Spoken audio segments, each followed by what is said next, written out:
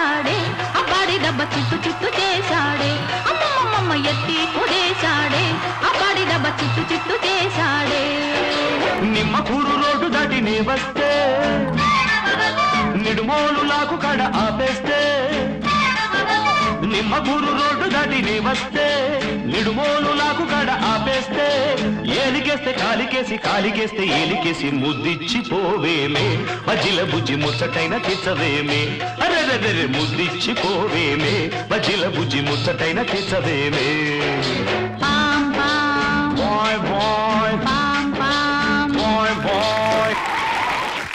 Hi hello నమస్తే good evening ఆదాబ్. Serial చూడటం ఆడవాళ్ళకి సరదా, స్పోర్ట్స్ చూడటం మగవాళ్ళకి సరదా, మీ ఫేస్ లో నవ్వులు చూడటం ఈ ఆలీకి సరదా.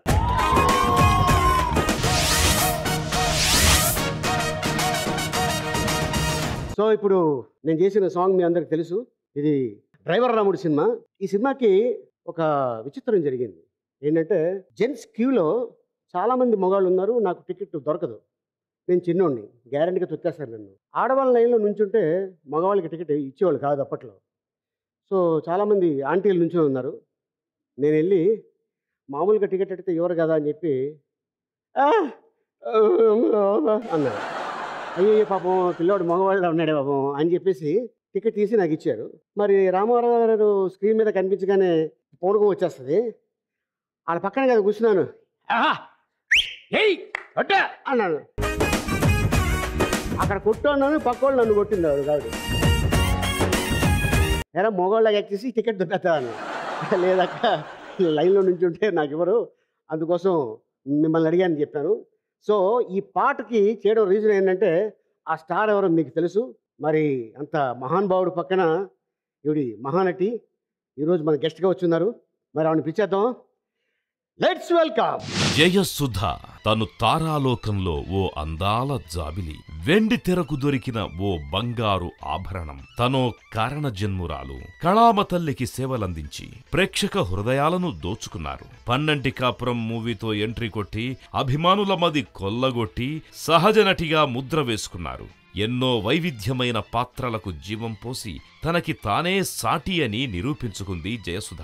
సరదాలు పంచుకోవడానికి నేను కూడా రెడీ అంటూ మన ముందుకొస్తున్నారు సహజ నటి జయసుధ గారు. Please welcome her. వందనం అభివందనం, నీ అందమే ఒక నందనం, నిన్నకు రేపుకు సంధిగా నిలిచిన సుందరి, పాదాభివందనం పాదాభివందనం. Hi Sujatha garu, how are you? Fine. Sujatha గారేనా పేరు? పుట్టినప్పుడు అంటే ఏదో ఎస్ లో పేరు ఉండాలని చెప్పారంట అని ఫస్ట్ ఏదో సుభద్ర అని పెట్టినట్టున్నారు. మళ్ళీ సుభద్ర నుంచి సుజాతగా మారింది. ఓకే. మళ్ళీ తమిళ్ ప్రొడ్యూసర్ ఒక ఆయన సుజాత, మన ఆల్రెడీ పాత సుజాత హీరోయిన్ సుజాత, తను ఆల్రెడీ మలయాళంలో అప్పటికి ఎంట్రీ అయిపోయి సక్సెస్ఫుల్గా, సో ఆల్రెడీ ఒక సుజాత ఉన్నారు కాబట్టి ఆ సుజాత కాకుండా అప్పుడు అంతా జయ జయ ఉండేది కదా. సో జయ ఎస్ ఉండాలి కాబట్టి జయసుధ అని పెట్టారు. ఇండస్ట్రీకి మీరు ముందా జయప్రద గారు ముందా? నేను ముందు. మీరు ముందు. ఏ సినిమా కదా ఫస్ట్? పండంటి కాపురం. పండంటి కాపురం. కృష్ణ గారు, విజయనిర్మల గారు, ప్రభాకర్ రెడ్డి గారు డైరెక్షన్. ప్రభాకర్ రెడ్డి గారు కూడా దాంట్లో ఒక పార్ట్నర్ అనుకుంటా. అంటే పద్మాలయ ఏదో అప్పుడు ఏదో ఉంది, చిన్నపిల్లని కదా, 12 years నాకు అప్పుడు, అందుకని పెద్దగా గుర్తులేదు. బట్ ప్రభాకర్ రెడ్డి గారు కూడా ఒక పార్ట్నర్ అనుకుంటా, ప్రొడ్యూసర్ దాంట్లో. ఓకే. సో దాంట్లో చాలా మహానటులు చాలా మంది ఉన్నారు దాంట్లో. అవును. ముఖ్యంగా ఎస్వి రంగారావు గారు. అవును.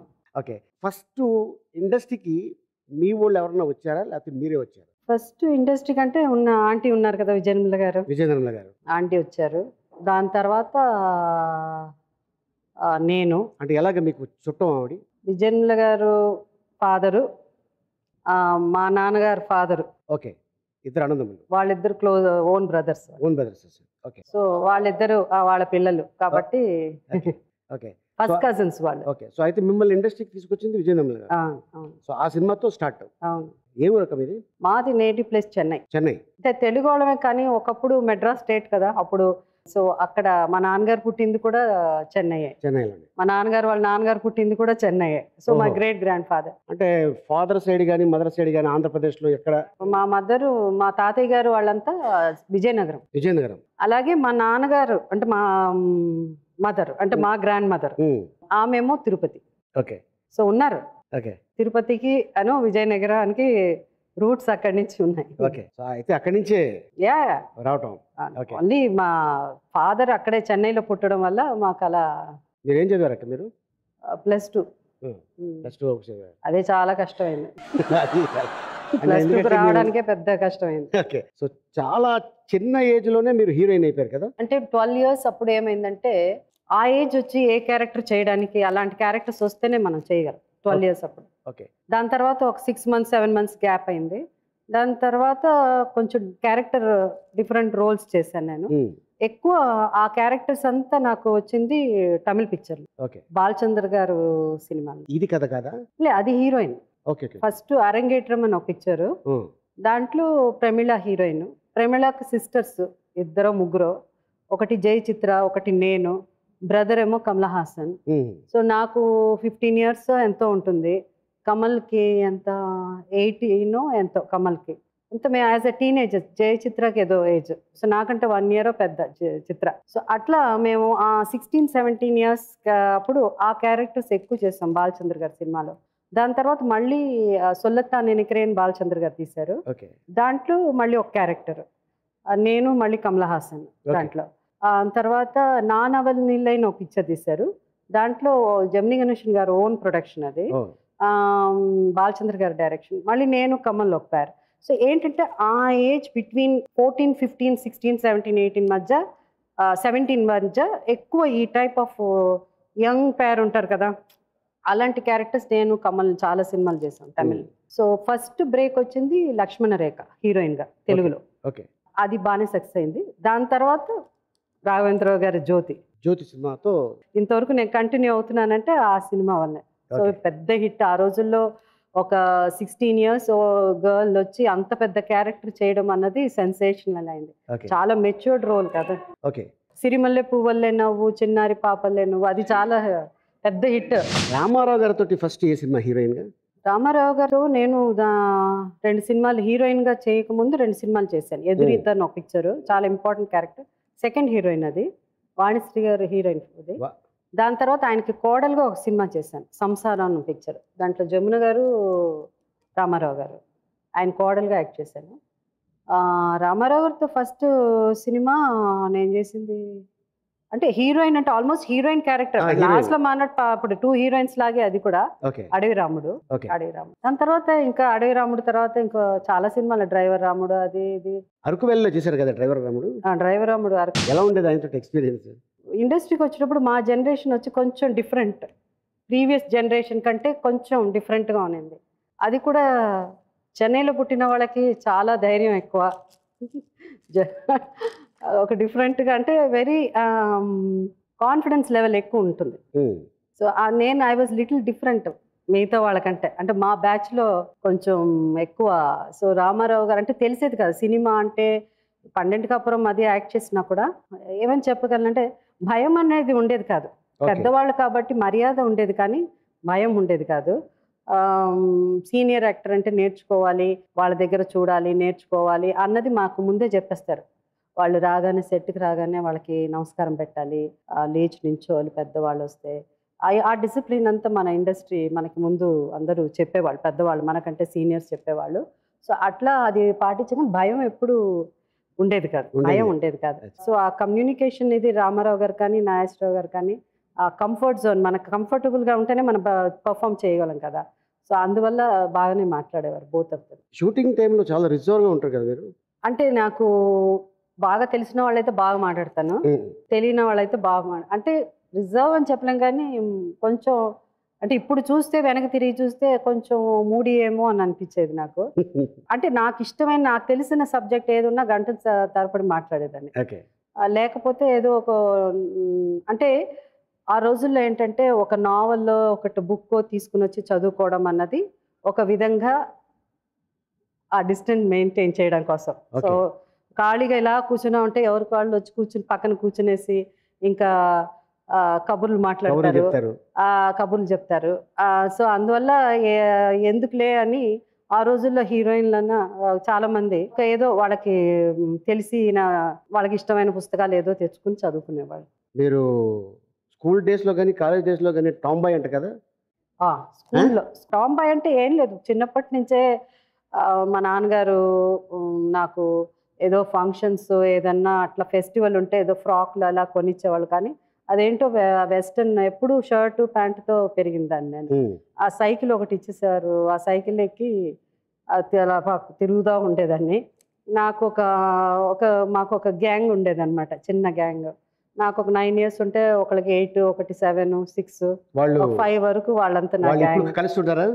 అంత పక్కన అంటే బయటికి వెళ్తాం మేము. అలా బయటికి వెళ్ళి కాంపౌండ్లు దూకడం, ఆ చెట్లు ఉంటే ఎక్కడన్నా కాంపౌండ్ దూకడం అంటే గుర్తుకొచ్చింది, గోడ దూకి వెళ్ళి క్రికెట్ చూసి వచ్చేవాళ్ళు అంటే కదా? అవును, అంటే మా ఇల్లు అంటే ఆ కార్నర్ జస్ట్ అప్పుడు 80 feet రోడ్ మధ్యలో ఉండేది. 80 కూడా కాదనుకుంటా. ఆ గోడ ఏమో అది చేపాక్ స్టేడియం, అంటే ఇప్పుడు చిదంబరం స్టేడియం. సో అందుకని పెద్ద కాంపౌండ్ కూడా హార్డ్లీ ఎంత ఒక 7 feet 8 feet కంటే ఉండేది కాదు. సో అది కొంచెం ఇట్లా ఉండేది, మనం ఈజీగా ఎక్కేయచ్చు. సో అలా పైన దీంతో ఫెన్సింగ్ అలాంటిది ఏమి ఉండేది కాదు. ఆ రోజుల్లో బాటిల్స్ విరక్కొట్టి సిమెంట్ పెట్టేవాళ్ళు అవి. కానీ దాన్ని మేము ఏం చేసామంటే దాన్ని సాఫ్ట్ చేసేవాళ్ళం, చేసేసి దాన్ని దూకడం అనమాట. అంటే టికెట్ కొనుక్కోకుండా వెళ్ళి మ్యాచ్ చూడడం. సో ఆ రోజుల్లో ఒక్కొక్కసారి మ్యాచ్ ఇవన్నీ జరుగుతుంటే ఆర్మీ కానీ నేవీ కానీ వీళ్ళు ఎక్కువ మంది అక్కడ దాన్ని ఏమంటారో తెలియదు, వాళ్ళు ఉంటారు లోపల, మళ్ళీ పోలీసులు ఎక్కువ ఉండేవాళ్ళు కాదు. సో వాళ్ళని కొంచెం కన్విన్స్ చేయడం. అక్కడ పర్మనెంట్ స్టేడియం ఉండేది కదా, దాన్ని ఏదో పెట్టి కడతారు కదా ఆ రోజుల్లో. స్టేడియం అంటే అది కింద ఓపెన్ ఉంటుంది కాబట్టి ఆ పలకలు వేస్తారు, ఆ లోపల ఇలా ఇలా పాకుంటూ వెళ్ళి అటు సైడ్ నుంచి బయటకు వచ్చేసేవాళ్ళు. సో అలా చిన్నప్పటి నుంచి నాకు తెలిసి మేబీ ఒక 8 year నుంచి నేను అలా క్రికెట్ చూడడం మొదలు పెట్టాను. సో మా ఫెస్టివల్ అనమాట క్రికెట్. ఇప్పుడు క్రికెట్ చూస్తాను. కలిసారా ఎప్పుడైనా మీరు వాళ్ళతోటి? ఎవరిని కలిసి ఊరికే అది ఎవరిని కలాల. అంటే వాళ్ళు ఏంటంటే అందరూ బస్సులో వెళ్తారు కదా, మ్యాచ్ అవగానే పొద్దున బస్సుల్లో వస్తారు. ఇంటి బయట నించున్నానంటే వాళ్ళు బస్సులో నుంచి ఇలా అలా అంటారు, నేను ఇలా. సో రామారావు గారితో జర్నీ చేసిన తర్వాత నాగేశ్వరరావు గారితో కాంబినేషన్ ఏ సినిమా చేశారు ఫస్ట్? మహాకవి క్షేత్రయ్య అని ఒక సినిమా, అది వచ్చి అంజలిదేవి గారు ప్రొడ్యూస్ చేశారు. ఆదుర్తి సుబ్బారావు గారు ఫస్ట్ స్కెడ్యూల్ ఏదో చేశారు ఆయన. దాని తర్వాత ఆయన హెల్త్ బాగాలేకపోతే సిఎస్ రావు గారు చేశారు. దాంట్లో ఒక క్యారెక్టర్, కానీ అదంతా అప్పుడు కొంచెం గ్లామర్గా కొంచెం అట్లాంటి క్యారెక్టర్స్ అనమాట. ఆ బిగినింగ్ డేస్లో నోమున్ ఒక సినిమా ఇది. బట్ ఆ రోజుల్లో అది కొంచెం అంటే అది ఒక వల్గర్ గాను, అది అంటే యంగ్ వాళ్ళు కూడా మోడర్న్ అంటే ఇప్పుడు కంపేర్ చేసుకుంటే అదేం పెద్ద ఇదేం కాదు. సో అప్పుడు బట్ ఆ రోజుల్లో ఈ అమ్మాయి చిన్న చిన్న మినీ స్కర్ట్స్ వేసేసుకొని అట్లా సినిమాలు అనమాట అవి. సో దాంట్లో మహాకవి క్షేత్రయ్య, దాంట్లో ఒక సాంగ్ ఉంది. ఫస్ట్ టైం నాగేశ్వరరావు గారితో ఎవరి అమ్మాయి అలా అంటే తమిళ సినిమా అలా చేసిందండి, అలా ఏదో చేసింది. తర్వాత తెలుగులో విజయన్మల గారికి రిలేటివ్ అలా అన్నారు. దాని తర్వాత సెక్రటరీ అని ఒక సినిమా రామానాయుడు గారి, దాంట్లో ఒక సాంగ్ కూడా ఉంది నాకు. సో అది నాగేశ్వరరావు గారితో.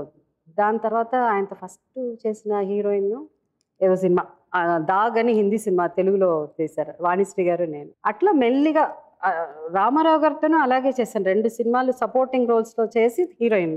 నాగేశ్వరరావు గారితో కూడా 2 సినిమాలు సపోర్టింగ్ రోల్ చేసి మళ్ళీ హీరోయిన్. ప్రేమాభిషేకం చాలా పెద్ద బ్రేక్ కదా? అవును. ఎలా ఉండేది అంటే అప్పటికి మీకు శ్రీదేవి గారికి కాంబినేషన్? ఇప్పటికి ఆ డైలాగ్ గుర్తుంది నాకు, ఆ ఇంటికి వచ్చి ఆ ఇద్దరి మధ్యన నడుస్తుంది. అది ఎన్ని రోజులు తీసారు కదా మొత్తం షూటింగ్?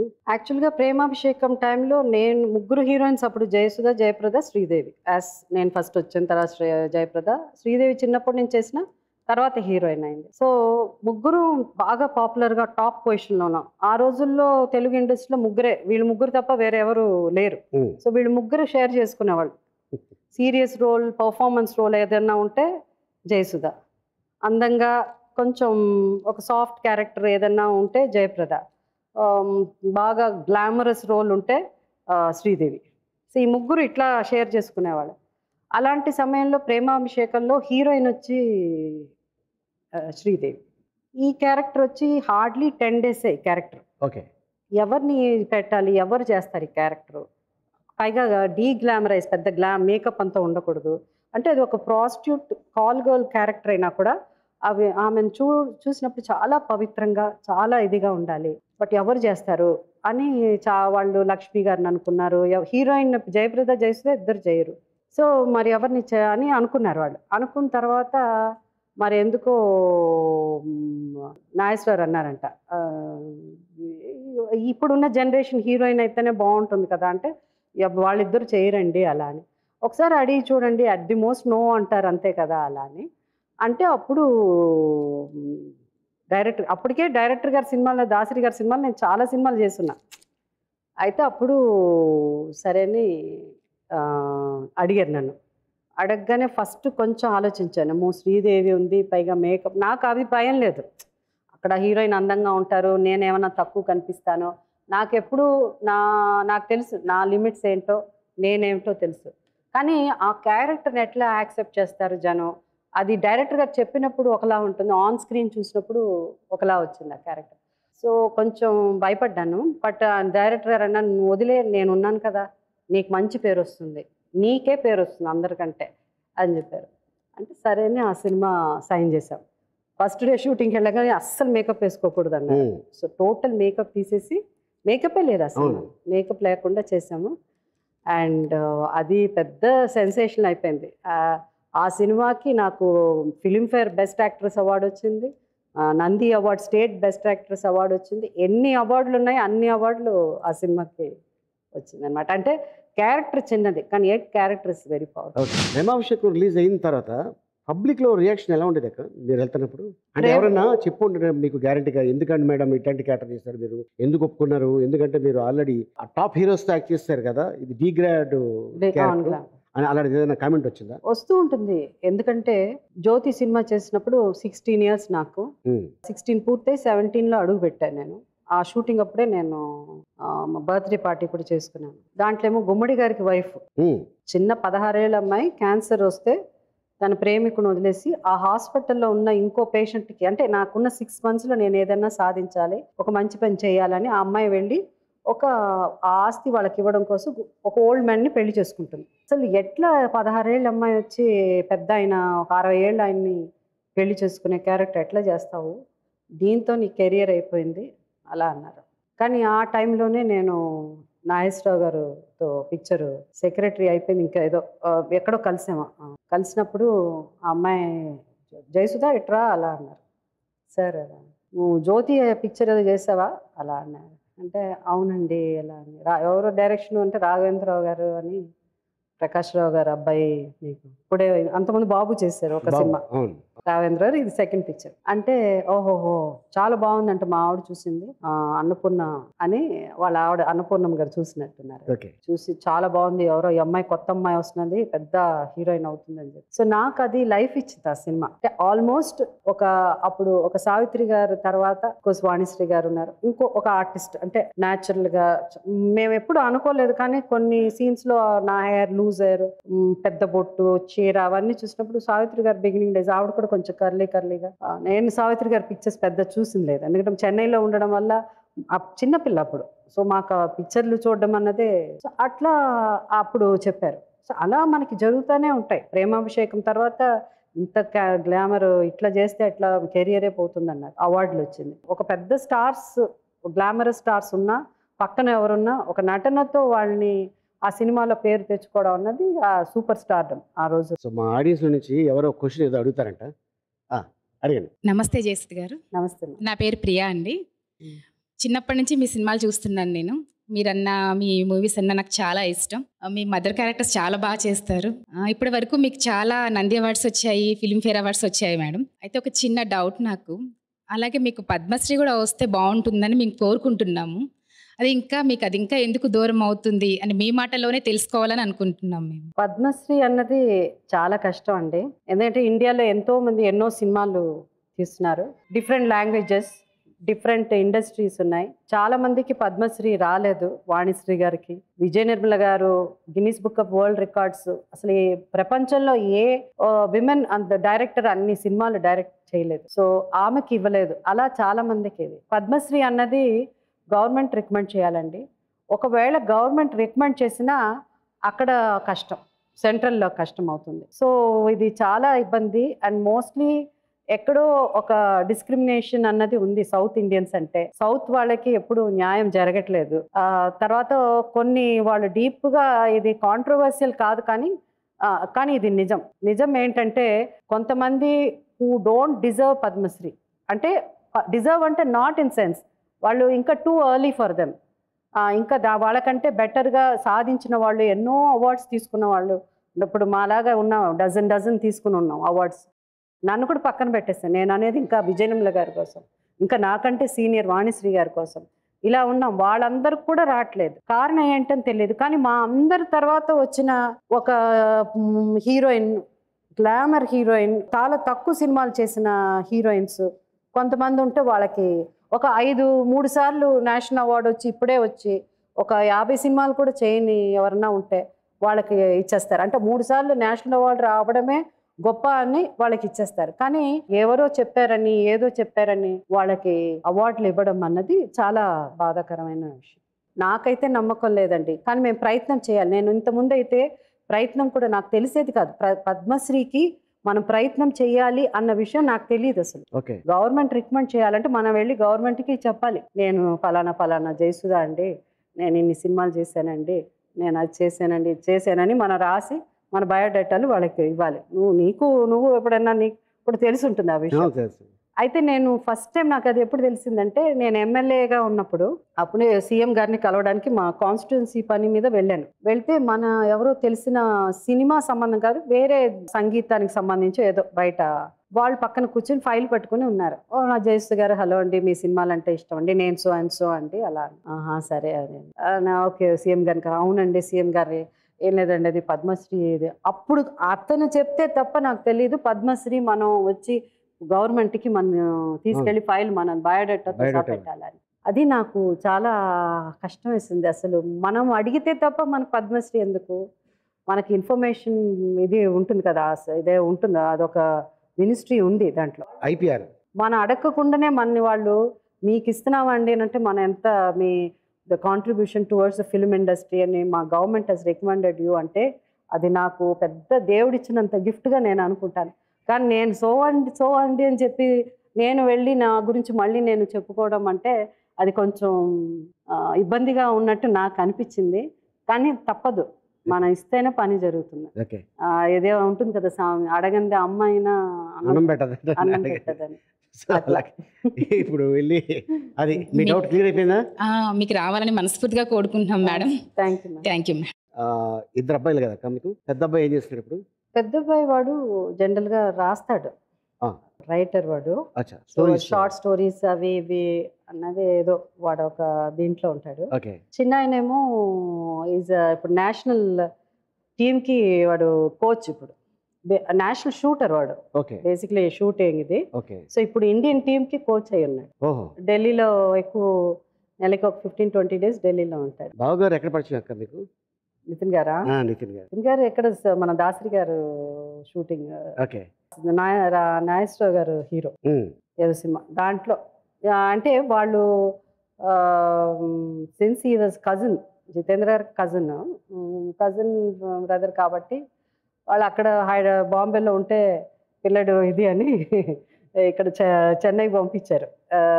అంటే ఫస్ట్ యాక్టింగ్ ఆయన కూడా గుడ్ లుకింగ్ పర్సన్, ఆయన హ్యాండ్సమ్ గాయ్ ఆయన. సో యాక్టింగ్ చేయమని అంటే ఆయనకేమో యాక్టింగ్ ఇంట్రెస్ట్ లేదు, రాలేదు. తను కూడా వెళ్ళాడు ట్రైనింగ్ అనేసి ఇంకా చెన్నైకి పంపించారు. అప్పుడు దాసరి గారు సినిమాలు, అప్పుడు దాసరి గారు హిందీ సినిమాలు 2-3 డైరెక్ట్ చేశారు బాలాజీ వాళ్ళ కోసం. ఈయన పంపిస్తే వెళ్ళి డైరెక్షన్ అన్నా నేర్చుకుంటాడు అలా. అదేమో ఇట్లా కథ ఇలా మిమ్మల్ని చూడటం. ఏ ఇయర్ లో మ్యారేజ్ అయింది మీకు? 85.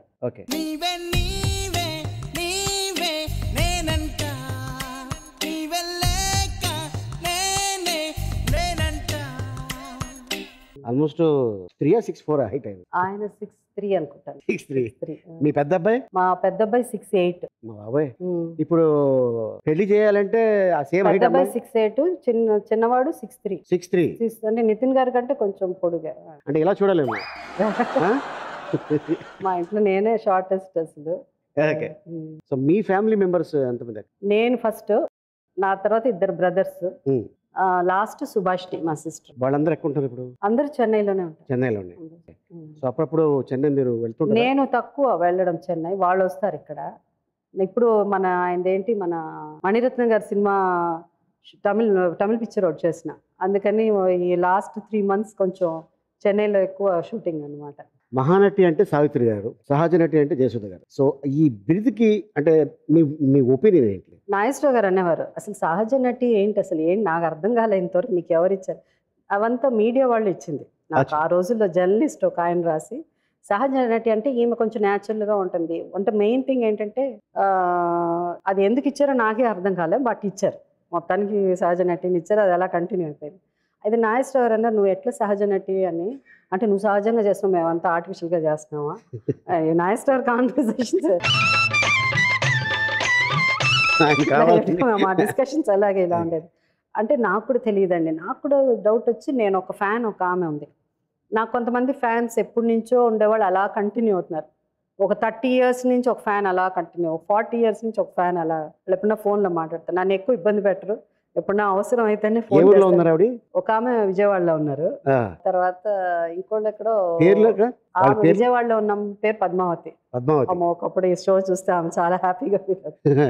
అందుకే అడిగా, ఈ షో గ్యారంటీగా చూస్తుంది, నా పేరు చెప్పిన మీరు చాలా హ్యాపీ ఫీల్ అవుతాను అనుకుంటారు. పద్మావతి. అయితే ఇది నేను ఇంకోళ్ళు వేరెవరిని అడిగాను, నాగేశ్వరరావు ఇలా అడిగారు, సహజ నటి నీకు ఎందుకు ఇచ్చారు అంటే, యాక్టింగే ఆర్టిఫిషియల్, అంటే మనం కాంది, మనం ఉంది యాక్టర్స్, మనం వచ్చి పర్ఫామ్ చేస్తున్నాము. సో అట్లాంటప్పుడు అదే ఆర్టిఫిషియల్, ఇది దాంట్లో సహజమే ఉంది అలా అని నేను అడిగాను ఆమెని. నాకు కూడా అర్థం కాలే ఏం చెప్తాం అనేసి నన్ను అడిగారండి, నాగేశ్వరరావు ఇలా అన్నారు అంటే, ఆమె ఏం లేదండి, అప్పుడు బిగినింగ్ డేస్లో నేను వచ్చిన జ్యోతిని, ఆమె కదా, ప్రేమలేఖలు, వరుసగా రాఘవేంద్ర గారి సినిమాలు, కానీ ఇది మేకప్ ఎక్కువ వేసుకునేదాన్ని కాదు. అంతవరకు ఒక జనరేషన్ మేకప్, చీర అందంగా కట్టుకోవడం, ఇది వేసుకోవడం, అలాంటి డిఫరెంట్ క్యారెక్టర్స్ అవి. నేను వచ్చేసరికి ఏంటి, నేను ఎక్కువ నాకు ఇన్స్పిరేషన్ ఎవరంటే జయాబాదురి గారు నాకు చాలా. అమితాబ్ బచ్చన్ గారి వైఫ్. ఆమె పెద్ద జడ వేసుకుంటుంది, మంచి జుట్టు, ఆమెకి మేకప్ ఎక్కువ వేసుకోదు, కాటన్ చీరలు ఇలాంటివి కాదు. సో నేను అలా ఫాలో అయ్యేది అనమాట. అది తెలుగుకి కొంచెం డిఫరెంట్గా అనిపించింది అన్ని సినిమాలు.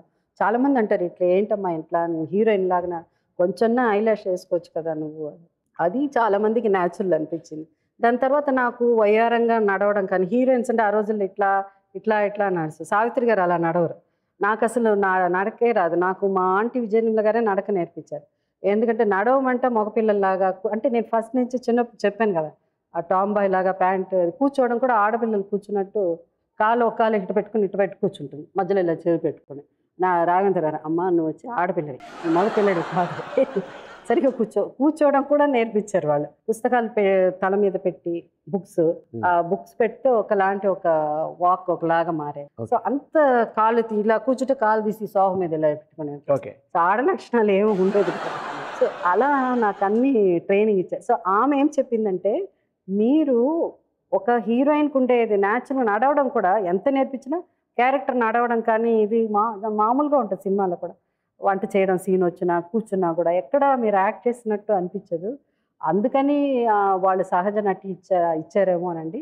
మేము కూడా not only performance, your body language is compare చేస్తే మిగతా వాళ్ళతో మన ఇళ్లల్లో ఉండే మహిళల్లాగా ఉంటారు మీరు, అందుకని మీకు సహజ నటిని ఇచ్చి ఉంటారండి అని కన్విన్స్ అయ్యాను నేను. అది నిజం కాబట్టి కన్విన్స్ అయ్యాను. నేను బాడీ లాంగ్వేజ్ సినిమా వాళ్ళకి ఒక హీరోయిన్కి ఉండే లక్షణాలు అసలు లేదు కాబట్టి అదే అనుకుంటా. ఇప్పుడు ఆంటీ అని ఒక సినిమా చేశారు కదా, అది మీ ఇష్టపూర్వకంగా యాక్ట్ చేశారా మీరు ఆ సినిమాలో?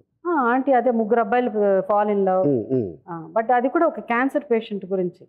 నాది సినిమా అది కాదు, ఒక పక్కింటి ఒక అమ్మాయి వస్తే ఒక 3 పక్కన వాళ్ళు ప్రేమలో పడి వాళ్ళు ఎవరికి వాళ్ళు డూయెట్లు ఊహించుకుంటారు. బట్ ఆమెకి ఫైనల్గా ఆమెకి క్యాన్సర్ ఉంది అని చెప్పి అదేదో స్టోరీ. బట్ ఏంటంటే అది ఒక మంచి కథ, అందుకని అప్పుడు ఇష్టపడి. సో మీరు ప్రొడ్యూసర్గా కొన్ని సినిమాలు చేశారు, తర్వాత ఫైనాన్షియల్గా కొంచెం బాగా ఇబ్బంది పడారు కదా.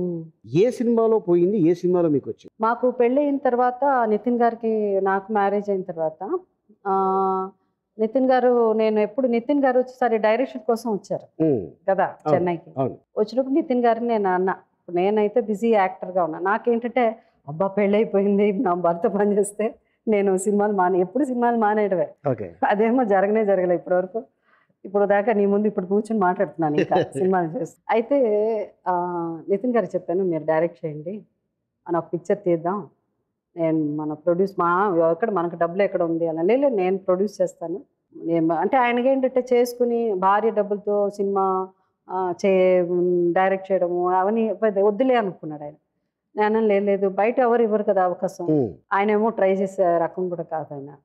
సో నేను లేదు అంటే ఆయన చేయను అనేసారు, నేను డైరెక్ట్ చేయను, ప్రొడ్యూస్ చేద్దామని. ఫస్ట్ దాసి నారాయణరావు గారు ఆత్మ బంధువులు అనుకుంటాను, ఓకే, అది ఒక హిందీ రీమేక్ సినిమా. అది నేను నాగేశ్వరరావు గారు చేస్తాం, దాసి నారాయణరావు గారు డైరెక్షన్. ఆ సినిమా బాగా ఆడింది. దాని తర్వాత కాంచన్ సీత అని ఒక సినిమా, దాంట్లో మేము రఘువరన్ని ఇంట్రొడ్యూస్ చేసాం. రఘువరన్ని ఇంట్రొడ్యూస్ చేసాం, దాసరి గారు డైరెక్ట్ చేశారు. అది సక్సెస్ అయింది. అంటే పెద్ద హిట్ అవ్వలే కానీ బట్ మా డబ్బులు మాకు వచ్చేసింది. దాని తర్వాత కలికాలం. దాని తర్వాత ఏమైందంటే నితిన్ గారు హిందీ సినిమా తీద్దాం అనుకుని మేము హిందీకి మేరా పతి సిర్ఫ్ మేరా హై అని జితేంద్ర గారు కూడా ఓకే మా కజిన్ బ్రదర్ అడుగుతున్నాడు కదా అనేసి చేస్తాను. ఆయన జితేంద్ర గారు, రేఖ, రాధిక ముగ్గురు పెట్టి, నా మొగుడు నాకే సొంతం తెలుగులో నేను మోహన్ బాబు గారు, తర్వాత అమ్మాయి వాణి సినిమా చేస్తాం, దాసరి గారు డైరెక్ట్. ఆ సినిమా హిందీలో తీసాము. తమిళ్ ఒరిజినల్ తమిళ్ డైరెక్ట్ చేసిన మనోబాల గారు హిందీ డైరెక్ట్. ఆ సినిమా అప్పుడు అది కొంచెం దెబ్బతింది ఆ సినిమా హిందీ. అంటే పర్వాలేదు బట్ అప్పుడు ఏదో రిలీజ్ ఏదో ప్రాబ్లమ్. దాని తర్వాత వింత కోళ్ళని ఒక సినిమా తీస్తాం, టోటల్ వాష్ అవుట్. దాని తర్వాత అదృష్టం ఒక సినిమా తీస్తాం. అదృష్టం వచ్చి చాలా మాకేంటంటే ఈ ఎక్కువ ఇంగ్లీష్ పిక్చర్లు చూడడం, ఆ ఇంగ్లీష్ సినిమాలాగా తీయాలని ప్రయత్నం. ఈ అదృష్టం మళ్ళీ ఇంగ్లీష్ పిక్చరే, చాలా మంది నరేష్ చేశాడు ఆ సినిమా. అది వచ్చి ఆ సినిమా పెద్ద ఫ్లాప్, జనానికి అర్థం కాలే.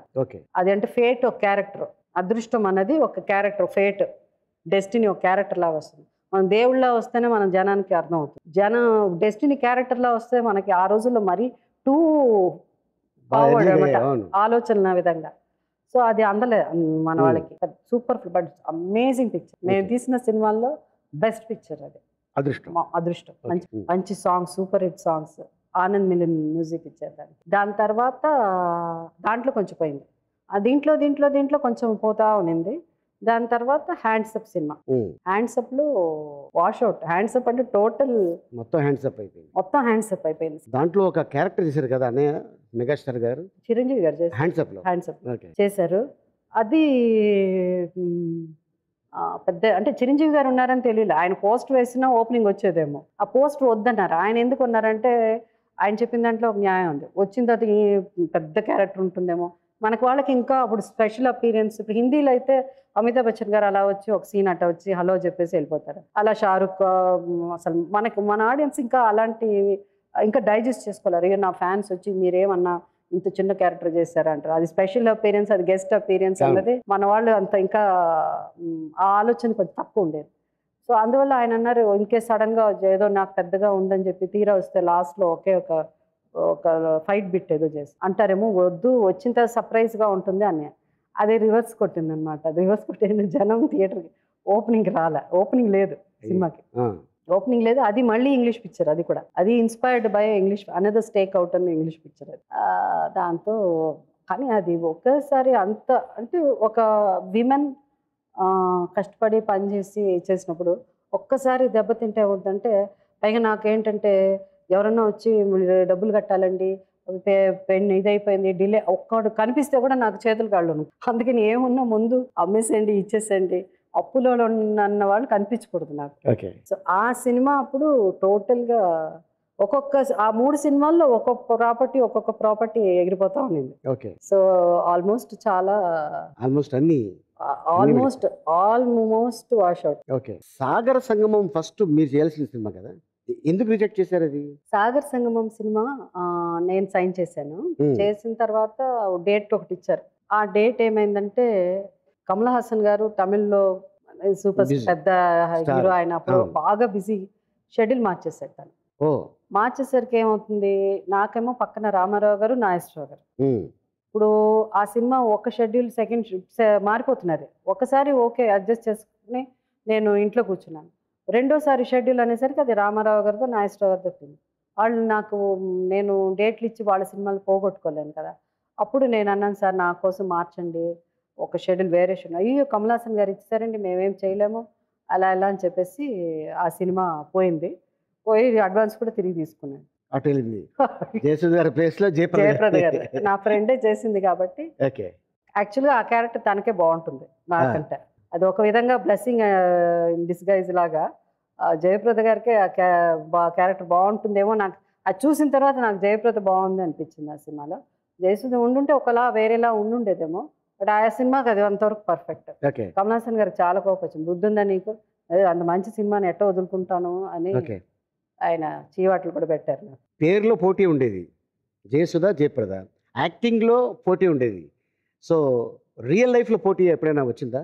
రియల్ లైఫ్లో అంటే దేనికి సంబంధం ఏదన్నా ఉంటే ఒక రాజకీయ పరంగా ఆవిడ ఇది వాళ్ళ జయ వాళ్ళ రిలేటివ్ మ్యారేజ్ లో అదే మన సిస్టర్ కొడుకు, సిస్టర్ సిద్ధార్థ్.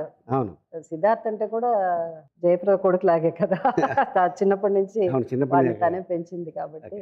జయప్రద నాకు యాక్టర్ ఏదో జయప్రద నాకు కానీ శ్రీదేవి నాకు కానీ మాకెప్పుడు ఆ రోజుల్లో అందరూ 2 హీరోయిన్ ఓరియంటెడ్ ఫిల్మ్స్. శోభన్ బాబు గారు ఉంటారు, ఆయనకి 2 పెళ్ళాలు, ఓ ప్రేమికురాలు ఒక పెళ్ళం, లేకపోతే ఎవరో ఇద్దరు ఏదో అన్ని సినిమాలు అలా ఉండేది కాబట్టి మాకెప్పుడు పోటీ ఉండేది కాదు. ఎందుకంటే జయసుధ అంటే ఏదో పర్ఫార్మెన్స్ క్యారెక్టర్ ఉంటేనే జయసుధని బుక్ చేస్తారు. సో అందువల్ల నాకు టెన్షనే లేదు. నాకు ఎన్ని పాటలు ఇచ్చారు, నా డ్రెస్సులు బాగున్నాయి, నాకు ఇచ్చిన చీరలు నేనే సెలెక్ట్ చేసుకున్నా, నేను కట్టుకుంటాను. సో మా ఇద్దరికి పోటీలు లేవు. పర్సనల్గా నేను జయప్రద ఇప్పటి వరకు ఫ్రెండ్షిప్ అలాగే కంటిన్యూ అవుతున్నది. పాలిటిక్స్గా ఆమె వచ్చి నార్త్, నేనేమో సౌత్. ఓకే. ఒక ఆవిడ మా ఆడియన్స్లో కవిత రాసుకొచ్చారు. ఎవరమ్మా రాసుకొచ్చింది, మీరేనా? హాయ్ అండి, నా పేరు స్వనేహ. హలో. మా నాన్నమ్మ గారు మీకు చాలా పెద్ద ఫ్యాన్. సో తను అనుకోని పరిస్థితుల వల్ల రాలేకపోయారు, అందుకని మీకోసం ఒక కవిత రాశారు. పండంటి కాపురంలో పుట్టి శివనంజనిగా వెలిసి గృహలక్ష్మిగా నిలిచి మేఘ సందేశం ఇచ్చి ఓ భార్య కథలో గెలిచి సిరిమల్లె పువ్వులా నవ్వుతూ ఉన్న మీకోసం మా కుటుంబ సభ్యులందరి తరపున హృదయపూర్వక నమస్కారాలు. నానమ్మ గారా? మా నాన్నమ్మ గారు అన్నపూర్ణమ్మ గారికి. ఓకే, అన్నపూర్ణమ్మ గారు ఒకవేళ మీరు ఈ షో చూస్తుంటే చాలా థ్యాంక్స్ అండి, చాలా బాగుంది. Thank you so much. Thank you. So final round నువ్వో రకం నేనో రకం.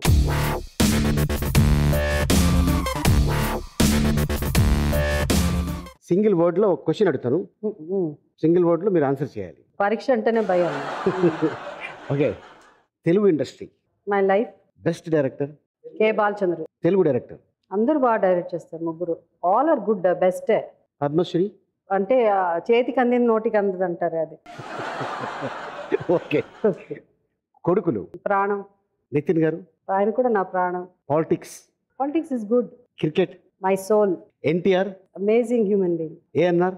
ఆయన ఒక వాకింగ్ లైబ్రరీ. ఫైనల్ గా ఆలీ వచ్చి నా కుట్టి బేబీ.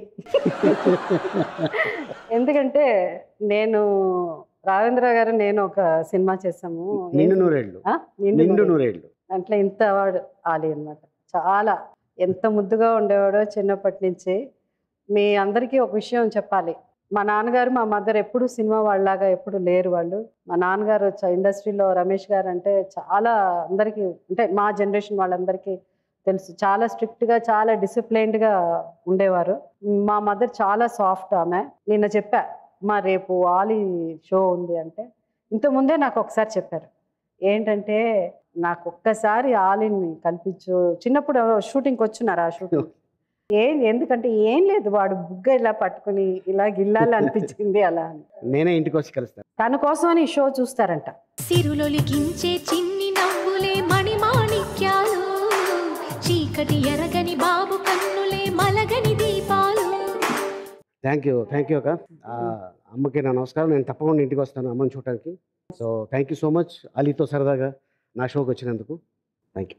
Thank you.